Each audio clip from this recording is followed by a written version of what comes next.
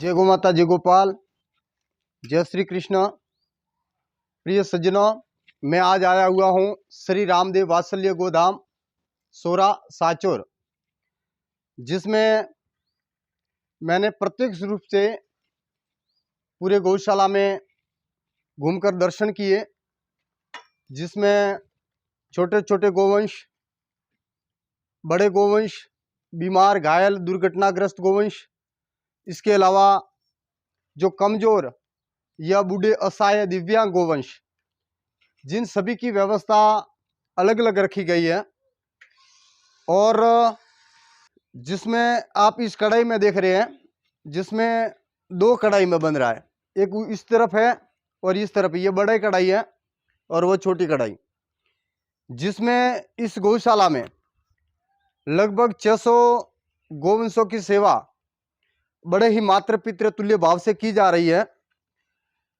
इस गौशाला को शुरू हुए लगभग 2.5 साल हो गए, और जैसा कि गांव में घूम रहे निराश्रित, उपेक्षित, असहाय, पीड़ित गोवंशों को देखकर परम आदरणीय गो भक्त जालाराम जी विष्णु के मन में भाव आया कि क्यों न हम भी अपने गांव में कुछ गौ सेवा की शुरुआत करें। तो धीरे धीरे उनकी मेहनत रंग लाई, बड़ा ही कठिन परिश्रम किया। कई बार गौशाला में तकलीफें भी आई, न जाने कितनी पीड़ाएं झेली, और आज जो आप देख रहे हैं, गौशाला की सेवा बहुत ही अच्छे मुकाम पर है। जालाराम जी ने काफ़ी अन्य बाहर गांव के लोगों, गौ भक्तों को भी जोड़ा, गांव के गौ भक्तों को भी जोड़ा, और जोड़कर इस गौशाला में जो अच्छे मुकाम तक इस सेवा को पहुंचाया है, वह समस्त चोरा ग्रामवासी एवं बाहर गांव से जुड़े हुए गौ भक्त एवं जालाराम जी, सभी का मैं बहुत बहुत धन्यवाद और आभार व्यक्त करता हूं कि जितनी सेवा इस गौशाला में हो रही है, उतनी मैंने कहीं गौशाला में नहीं देखी।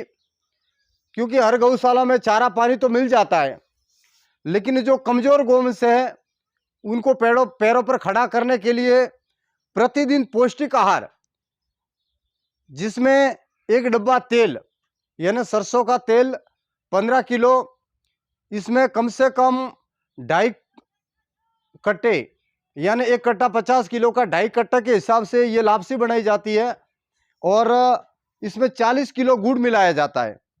अभी सर्दियों का मौसम चल रहा है, और सर्दियों में उन ऊर्जा प्रदान करने हेतु गुड़ की और पौष्टिक आहार की आवश्यकता होती है। उन गोवंशों को इलाज के साथ साथ पौष्टिक आहार भी दिया जाता है सुबह और शाम, ताकि जो गोवंश इलाज के माध्यम से 15 दिन में ठीक हो सके, वो 5-7 दिन में ठीक हो जाते हैं। क्योंकि उन्हें पौष्टिक आहार भी मिल जाता है, समय पर चारा भी मिल जाता है, पानी भी मिल जाता है और इलाज भी मिल जाता है।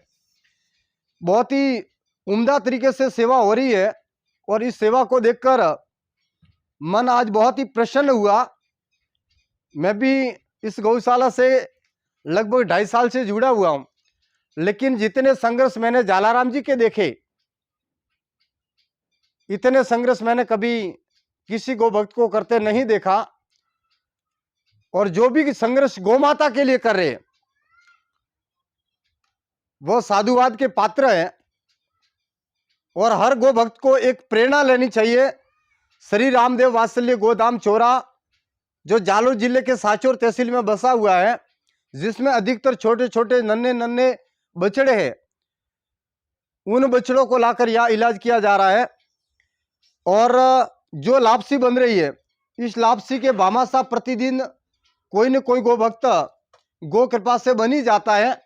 मैं आप सभी गो भक्तों से हाथ जोड़कर निवेदन करना चाहता हूं कि इन कमजोर, घायल, बीमार, असहाय, पीड़ित, दिव्यांग गोवंशों के लिए आप भी एक दिन लापसी के भामाशाह अवश्य बने, जरूर बने।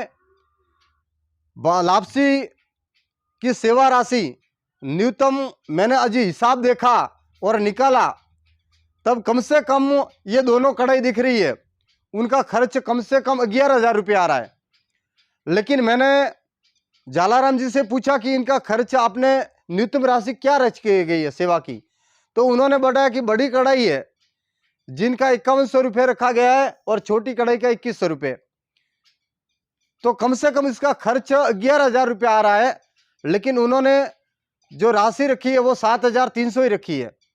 इस राशि को मैं सभी गौभक्तों से निवेदन करना चाहता हूं कि कुछ राशि को बढ़ाया जाए, 11,000 रुपये दोनों कढ़ाई का कर देते तो काफी व्यवस्थित रहेगा। और उन गोवंशों को एक मारवाड़ी रे में कह के टोड़ा करती टबो वधो, तो ओपे कोई मोटू फंक्शन करो और कोई गोम जिमाड़ो विने करती आज जिन 33 कोटि देवी देवता अगर ओपे अगर भोग लगावना चाहो तो चाहकर भी हम 33 कोटि देवी देवताओं के मंदिर नहीं जा सकते, सुबह उठकर उनकी पूजा पाठ नहीं कर सकते। लेकिन एक गौ माता को गोग्रास यानी पौष्टिक आहार जिमाकर हम 33 कोटि देवी देवता की परिक्रमा भी कर सकते हैं और उनको भोजन प्रसादी जिमाने का लाभ भी ले सकते हैं। तो गौ माता में 33 कोटि देवी देवता विराजमान है, सनातन धर्म की धुरी है। और मैं संदेश देना चाहूंगा कि जिस पेड़ पौधों की जड़ें कट जाती है वह पेड़ पौधे फल फूल और छाया देना बंद कर देते हैं। तो इस देश की जड़ गोमाता है, इस जड़ को कटने से कैसे बचाना है वो आप सभी गौ भक्तों को ही तय करना है और आप सभी को मिलकर इस सेवा कार्य को आगे बढ़ाना है। यह कार्य किसी एक व्यक्ति विशेष या एक जाति वर्ग या समुदाय का न होकर हम सभी सनातन धर्म प्रेमियों का है और हम सभी का फर्ज, उत्तरदायित्व और कर्तव्य बनता है कि इस कार्य में हम सहभागी बने और एक दूसरे गौ भक्तों को जोड़े, प्रेरित करें और इस सेवा कार्य को आगे बढ़ाएं। और समय पर जब भी आपको समय मिले एक बार इस गौशाला में दर्शन हेतु अवश्य पधारे। यहाँ की व्यवस्था, सेवा और भावों को देखें। भाव बिन मिले नहीं भगवान, भाव के बिना सेवा भी नहीं होती।